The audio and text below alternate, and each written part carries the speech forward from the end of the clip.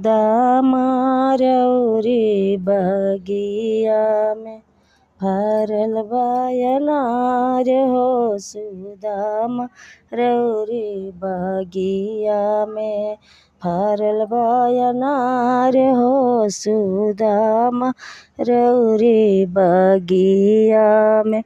के तोड़ेला के पेड़ झहरावेला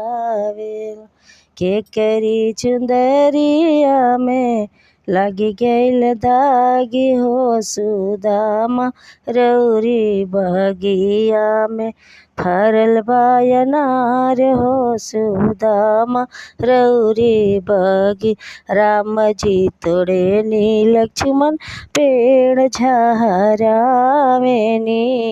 राम जी तोड़े नी लक्ष्मण जी पेड़ झहरावे सीता जी की चुंदरिया में लगी गईल दागी हो सुदामा रौरी बगिया में।